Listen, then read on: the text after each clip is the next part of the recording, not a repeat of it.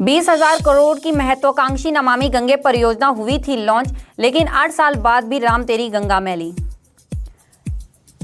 देहरादून का ट्रैफिक होगा ज्यादा स्मूथ, बनेगी दिल्ली देहरादून एक्सप्रेसवे की एलिवेटेड रोड की तरह ही एक और रोड। बागेश्वर में बड़ा हादसा, नाली साफ करने के दौरान हुआ भू धसाव, पिता पुत्र की मौत। पायलट बाबा के आश्रम के साधु संतों पर लगा गंभीर आरोप, पुलिस तक पहुंचा मामला, एसआईटी गठित। पुराने हिसाब किताब में अटक गया नई बिजली दरों का प्रस्ताव, मुख्य सचिव की अध्यक्षता में हुई बैठक। नमस्कार, आप देख रहे हैं उत्तराखंड टाइम और मैं हूं आपके साथ अनुरागनी चौहान। खबरें अब विस्तार से।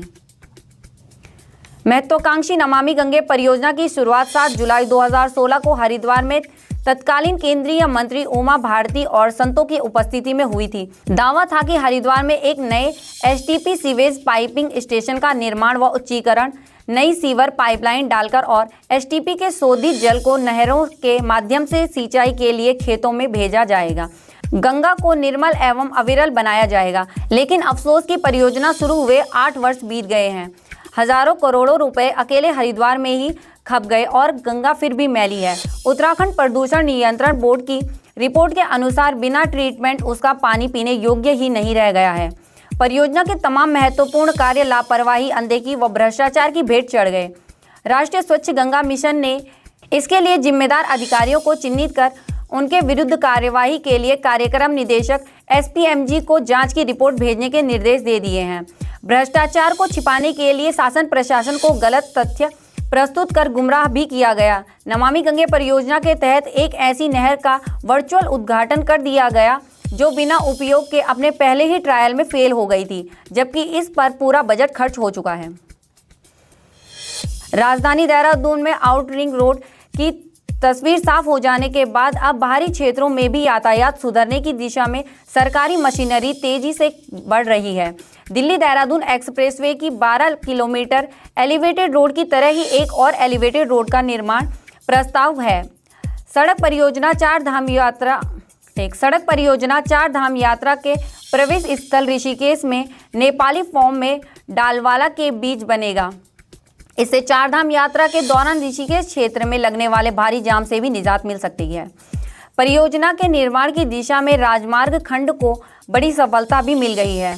इसकी डीपीआर को विभागीय मुख्यालय से सड़क परिवहन एवं राजमार्ग मंत्रालय के क्षेत्रीय अधिकारी कार्यालय को भेज दिया गया है। राजमार्ग खंड के अधिकारी अभियंता के अनुसार एलिवेटेड रोड परियोजना का बजट करीब 1485 करोड़ रुपए है। डीपीआर की स्वीकृति मिलते ही निर्माण कार्य शुरू कर दिया जाएगा। चारधाम यात्रा, कांवड़ यात्रा या पर्यटन सीजन के दौरान जो वाहन हरिद्वार की तरफ से बद्रीनाथ राजमार्ग या गंगोत्री राजमार्ग की तरफ बढ़ेंगे, उन्हें ऋषिकेश के शहर में प्रवेश करने की जरूरत नहीं होगी। वह सीधे एलिवेटेड रोड से आगे बढ़ सकेंगे। बागेश्वर में मंगलवार देर शाम बड़ा हादसा हो गया। इस हादसे में 2 लोगों की मौत हो गई।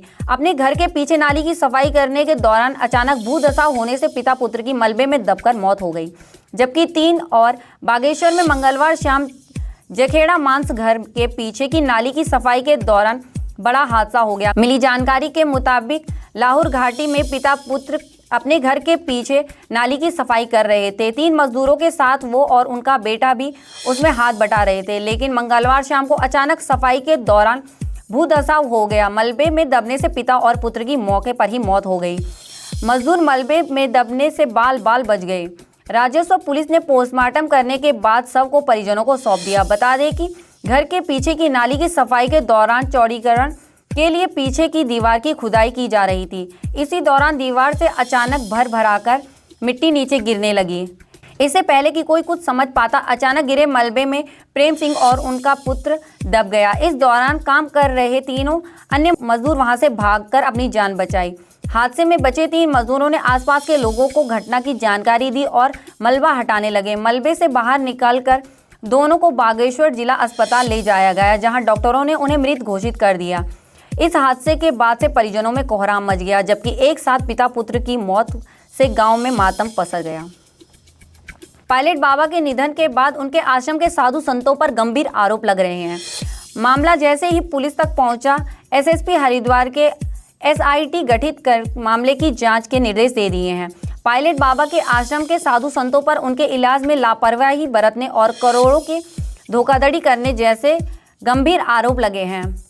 शिष्य ब्रह्मानंद गिरी ने जगजीतपुर में पायलट बाबा के आश्रम के अन्य साधु संतों पर आरोप लगाए हैं। ब्रह्मानंद गिरी ने पुलिस को इसकी तहरीर दी है। मामला जैसे ही पुलिस तक पहुंचा, एसएसपी प्रेमचंद्र डोभाल ने एसआईटी का गठन कर हर एंगल से मामले की जांच के निर्देश दे दिए हैं। एसआईटी साधु संतों के विरुद्ध लगे गंभीर आरोपी की जांच करेगी।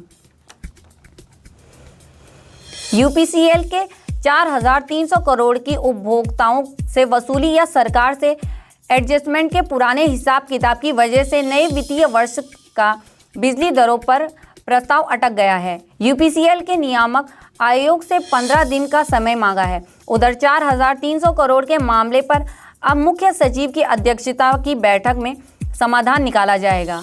यूपी से अलग होने के बाद उत्तराखंड के हिस्से में 1,058 करोड़ के एसेट्स और देनदारी आई थी। इसमें से 508 करोड़ का निपटारा तो यूपी के टैरिफ और फिर उत्तराखंड के टैरिफ में हो गया था, लेकिन बचे हुए 550 करोड़ को लेकर कोई निर्णय नहीं हुआ था। उत्तराखंड विद्युत नियामक आयोग ने अस्तित्व में आने के बाद इस रकम को तभी सेटल करने का आदेश दे दिया, जबकि इस संबंध में कोई शासनादेश जारी हो, लेकिन आज तक शासनादेश जारी नहीं हुआ।